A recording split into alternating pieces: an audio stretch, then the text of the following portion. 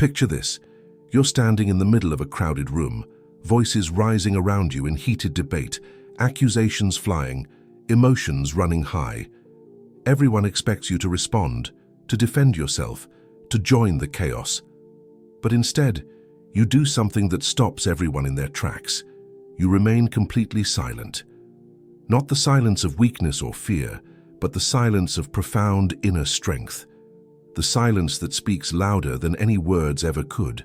This is the power that the ancient Stoics discovered over 2,000 years ago, and it's the same power that can transform your life today. What if I told you that your greatest strength doesn't come from what you say, but from what you choose not to say?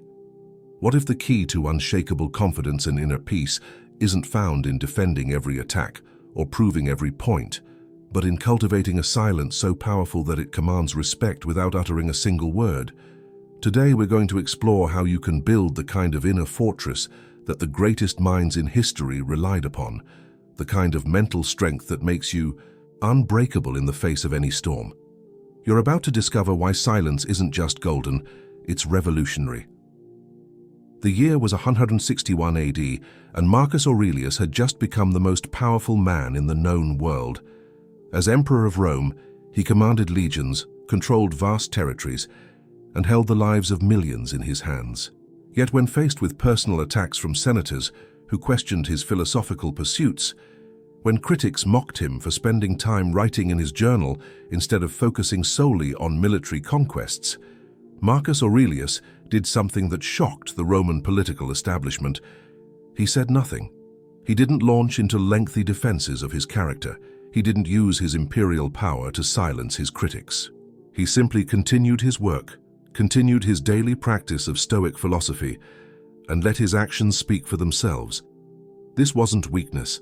This was the application of one of Stoicism's most powerful principles, the understanding that your worth isn't determined by others' opinions, and your peace isn't dependent on their approval.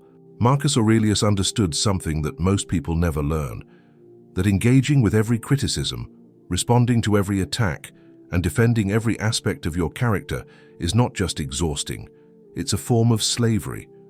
You become enslaved to the opinions of others, constantly reactive, constantly on the defensive, never truly free to live according to your own values and principles. Think about your own life for a moment. How much energy do you waste each day responding to comments that don't deserve your attention? How often do you find yourself explaining your choices to people who have no real stake in your success or failure? How frequently do you get pulled into arguments that serve no purpose other than to drain your mental and emotional resources? The ancient Stoics recognized that this constant need to respond, to defend, to justify, is one of the primary sources of human suffering. When you feel compelled to answer every criticism, you're essentially handing over control of your emotional state to anyone who decides to share their opinion about your life. You're giving strangers, acquaintances, and even people you don't respect the power to determine your mood, your focus, and your sense of self-worth. Epictetus, who spent years as a slave before becoming one of history's greatest philosophers, understood this principle better than anyone. Born into bondage, he experienced firsthand what it meant to have no control over external circumstances. His master could beat him, sell him, or even kill him, but Epictetus discovered something revolutionary. No one could control his thoughts, his character, or his inner responses unless he allowed them to. When other slaves would complain about their treatment, when they would argue with their masters or try to prove their worth through words, Epictetus chose a different path. He cultivated an inner strength so profound that even in chains he was more free than most people who had never known physical bondage. He learned that true freedom comes not from external circumstances, but from the disciplined management of your own mind and responses. This principle of selective engagement, of strategic silence, isn't about being passive or weak. It's about recognizing that your attention and energy are your most valuable resources. And like any valuable resource, they should be invested wisely, not scattered carelessly to anyone who demands them. When you choose silence in the face of meaningless criticism, when you refuse to engage with people who are simply trying to provoke a reaction, you're not avoiding confrontation. You're demonstrating mastery over yourself. You're showing that your peace is not negotiable, that your focus cannot be hijacked by others' agendas, and that your self-worth is not dependent on external validation. Seneca, the wealthy advisor to Emperor Nero, faced this challenge constantly throughout his career. As one of the most influential men in Rome, he was subjected to continuous scrutiny, criticism, and political attacks. His enemies accused him of hypocrisy for being wealthy while teaching Stoic philosophy. They questioned his motives, attacked his character, and tried to undermine his influence at every turn. Lesser men might have spent their days writing lengthy defenses, engaging in public debates, or using their political power to silence their critics. But Seneca understood something profound about human nature. Those who attack you are often revealing more about themselves than about you. Their criticisms frequently stem from their own insecurities, jealousies, or frustrations, and engaging with these attacks only validates their importance and gives them the attention they're seeking. Instead of responding to every criticism, Seneca focused his energy on what the Stoics call the work. He continued writing his philosophical letters, advising the emperor on matters of state, and developing his understanding of virtue and wisdom. He let his body of work speak for itself. He allowed his consistent actions over time to serve as his defense against any temporary attacks on his character. This approach didn't just save him energy, it actually made him more respected and influential. People began to notice that while his critics were focused on tearing others down, Seneca was focused on building something meaningful. While his enemies were consumed with reactive anger and petty disputes, Seneca maintained his composure and continued contributing value to the world around him. This same principle applies to your modern life in ways that might surprise you. Every time you feel the urge to correct someone's misperception of you on social media, every time you want to respond to a passive-aggressive comment from a colleague, every time you feel compelled to defend your choices to someone whose opinion shouldn't matter to you, you have an opportunity to practice this ancient wisdom. You can choose to engage, to explain, to defend, and in doing so, you give away your power and peace. Or you can choose the path of the Stoic sage. You can maintain your silence, focus on your own growth and goals, and let time and consistent action demonstrate your true character. But this strategic silence goes deeper than just avoiding unnecessary conflicts. It's about developing what Marcus Aurelius called the discipline of desire, the ability to want what happens rather than demanding that what happens should match your desires. When someone criticizes you unfairly, your natural desire might be for them to understand your perspective, to acknowledge their mistake, to apologize, or to stop their behavior. The Stoic approach is to recognize that you cannot control their actions, their understanding, or their opinions. You can only control your response, and often the most powerful response is no response at all. Consider the story of Cato the Younger, one of the most revered figures in Stoic history. Known for his unwavering commitment to virtue and his refusal to compromise his principles even under extreme pressure, Cato faced numerous situations where his silence spoke louder than any words could have. When Julius Caesar was consolidating power and many senators were either joining his cause or fleeing Rome in fear, Cato was offered safe passage and a comfortable exile. He could have accepted this offer and spent his remaining years in quiet comfort, perhaps writing memoirs explaining his positions and defending his actions. Instead, he chose death over compromise, but even more significantly, he chose to face his final moments in silence rather than making grand speeches or dramatic proclamations. His death became a powerful statement about the importance of living and dying according to your principles, regardless of external circumstances or others' opinions. This doesn't mean that Stoics never speak or that silence is always the correct response. The key is learning to distinguish between situations that deserve your engagement and those that don't.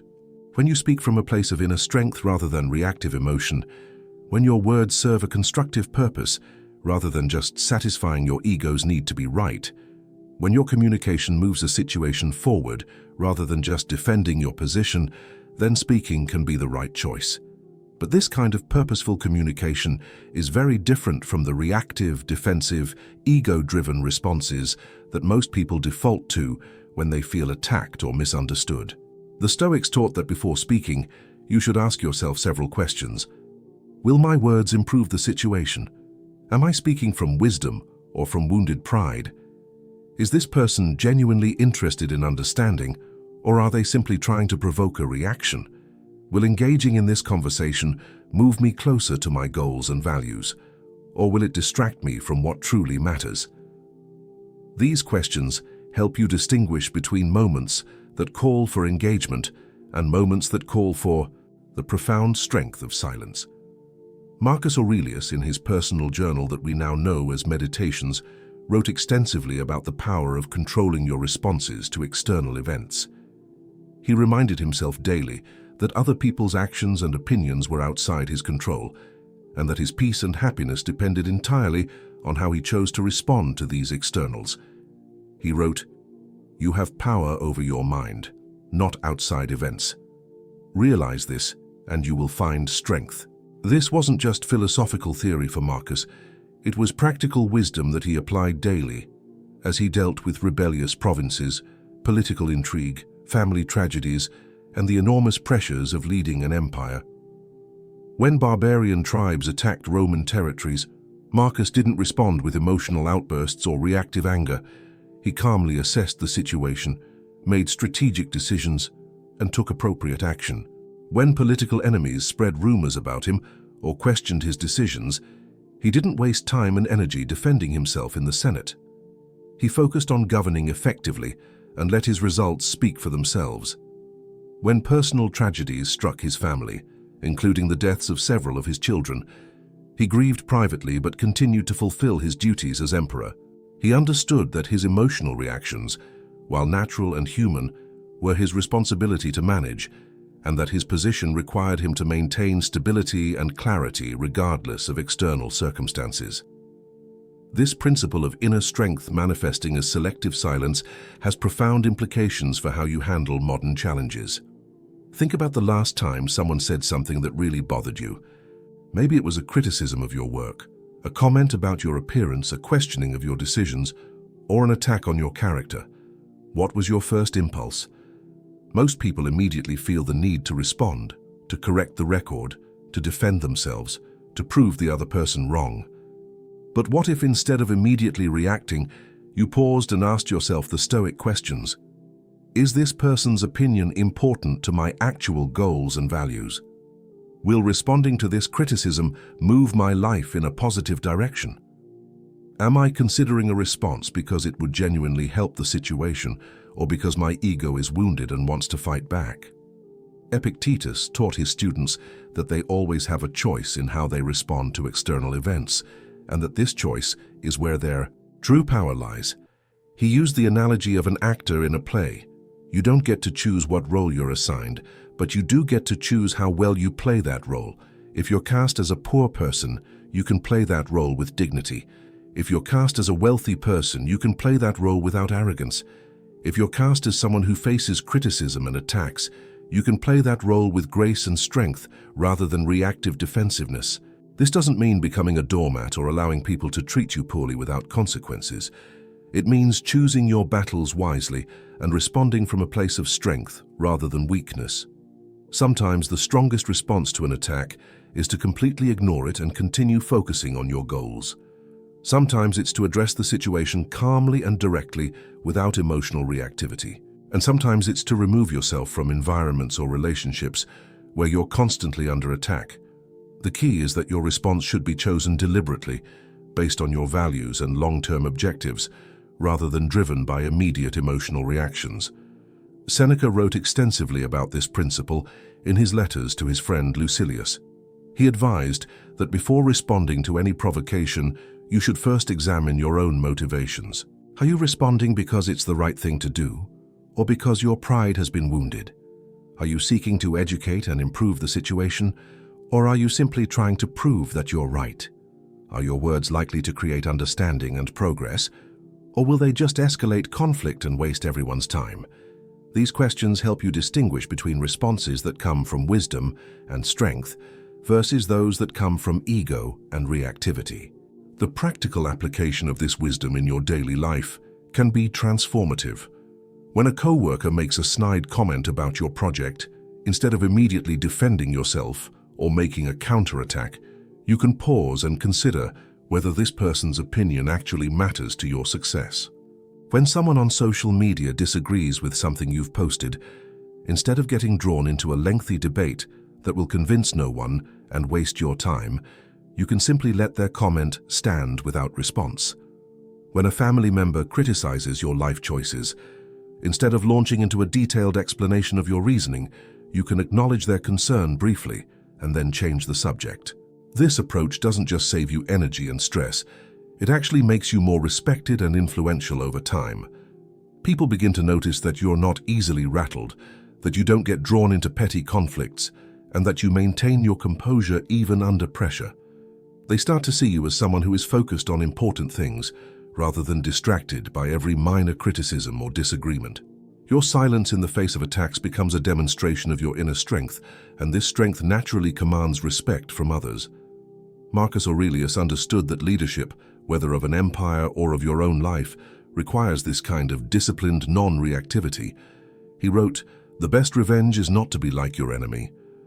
When people attack you with anger, responding with anger makes you like them. When people try to drag you into petty conflicts, engaging with those conflicts makes you petty. When people attempt to waste your time with meaningless disputes, allowing your time to be wasted makes you complicit in that waste. The Stoic response is to maintain your standards, your focus, and your dignity regardless of how others choose to behave. This principle extends beyond just dealing with criticism or attacks. It also applies to the constant noise and distraction of modern life. Every notification on your phone, every news headline designed to provoke outrage, every social media post trying to capture your attention is essentially demanding a response from you. The Stoic approach is to be highly selective about what deserves your mental and emotional energy. Just as Marcus Aurelius didn't feel compelled to respond to every political rumor or criticism during his reign, you don't need to respond to every digital stimulus that crosses your path. The Stoics practiced what they called the view from above, imagining themselves from the perspective of the cosmos to gain proper perspective on daily troubles. From this elevated viewpoint, most of the things that seem urgent and important in the moment reveal themselves to be temporary and relatively insignificant. The criticism that feels so important today will be forgotten next week. The argument that seems crucial right now will be irrelevant next month. The person whose opinion is bothering you today may not even remember their comment tomorrow. This perspective doesn't minimize genuine problems or important relationships, but it helps you distinguish between what truly deserves your energy and what is simply noise. Epictetus taught that freedom comes from focusing only on what is truly up to you. Your thoughts, your choices, your responses, your character development, your effort toward your goals, these things are within your control. Other people's opinions, their emotional reactions, their choices about how to treat you, their understanding or misunderstanding of your motivations, these things are not within your control. When you spend your energy trying to control or influence things that are outside your control, you become frustrated, anxious, and ultimately powerless. When you focus exclusively on what is within your control, you become calm, effective, and truly free. This wisdom is particularly relevant in our age of social media and constant connectivity.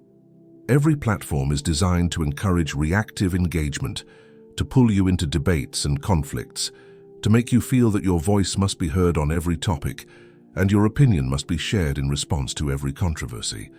The Stoic approach is to resist this pull toward constant reactivity. You can choose to engage thoughtfully and purposefully when you have something genuinely valuable to contribute, but you don't need to respond to every provocation or participate in every trending discussion. Seneca faced similar pressures in his role as advisor to Nero. The Roman political scene was full of intrigue, gossip, and constant pressure to take sides in various conflicts and controversies. Lesser advisors might have felt compelled to comment on every political development, to defend their positions constantly, and to engage with every critic. But Seneca understood that his effectiveness came not from being the loudest voice in every conversation, but from being a consistently wise and measured presence who spoke when he had something important to contribute. The strength that comes from this selective engagement, this strategic silence, builds over time. Each time you choose not to respond to meaningless criticism, you strengthen your inner fortress.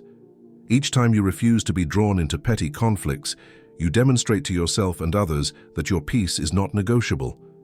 Each time you maintain your focus on your goals, rather than getting distracted by others' opinions, you move closer to the life you actually want to live. This doesn't mean becoming antisocial or avoiding all conflict. Healthy relationships require communication, and sometimes difficult conversations are necessary for growth and understanding. The Stoic approach is to engage in these conversations from a place of strength rather than reactivity, with clear intentions rather than wounded emotions, and with respect for both yourself and the other person. When you speak from this place of inner strength, your words carry more weight and are more likely to create positive outcomes. The ultimate goal of this practice is not just to avoid stress and conflict, though those are pleasant side effects. The real goal is to develop the kind of inner strength that makes you unshakable in the face of any external circumstances. When you no longer need others' approval to feel good about yourself, when you no longer feel compelled to defend every aspect of your character and choices, when you no longer allow others' emotions and opinions to determine your emotional state, you become truly free. You become the kind of person who can maintain their composure and continue working toward their goals, regardless of what storms may be raging around them. Marcus Aurelius, Seneca, and Epictetus all faced enormous challenges in their lives. Marcus dealt with plagues, wars, political intrigue, and personal tragedies while leading an empire. Seneca navigated the dangerous waters of Roman politics while trying to maintain his philosophical principles. Epictetus overcame slavery and physical disability to become one of history's greatest teachers. None of them had easy lives, but all of them developed the inner strength that allowed them to face these challenges with dignity and grace. They didn't achieve this strength by avoiding difficulties or by always having the perfect response to every situation. They achieved it by consistently choosing to focus on what was within their control and by refusing to allow external circumstances to determine their inner state. You have the same opportunity today. Every interaction that tests your patience, every criticism that stings your pride, every situation that makes you want to react defensively is an opportunity to practice this ancient wisdom. You can choose to respond from a place of strength rather than weakness, from wisdom rather than ego, from long-term thinking rather than immediate emotion. You can choose to let your consistent actions over time speak louder than any words you might say in the heat of the moment. The transformation that comes from this practice is profound and lasting. You stop wasting energy on things that don't matter, which means you have more energy for things that do matter. You stop being controlled by others' opinions and emotions, which means you become more truly yourself. You stop getting distracted by every minor conflict and criticism, which means you can maintain focus on your actual goals and values. You develop a reputation as someone who is strong, stable, and wise, which naturally attracts better relationships and opportunities into your life. This is the power that silence offers when it comes from a place of inner strength rather than fear or weakness. This is the transformation that awaits you when you choose to build the kind of mental fortress that the greatest minds in history relied upon. You don't need to defend yourself to people whose opinions don't matter. You don't need to explain your choices to people who aren't genuinely interested in understanding. You don't need to engage with every criticism, respond to every attack, or participate in every conflict that others try to draw you into. You can choose a different path, the path of the Stoic sage, the path of strategic silence and inner strength. Your journey toward unshakable inner strength starts with a simple recognition. You are not required to respond to everything that demands your attention. You are not obligated to defend yourself to everyone who questions your choices. You are not responsible for making everyone understand or approve of your decisions. What you are responsible for is developing your own character, pursuing your own goals, and maintaining your own peace regardless of the chaos that may surround you. This is the ancient wisdom that can transform your modern life.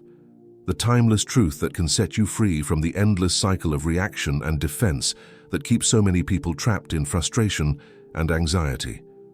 The Stoics discovered something that most people never learn, that your greatest strength lies not in your ability to argue, defend, or prove yourself to others, but in your ability to remain centered, focused, and true to your own values, regardless of external pressures.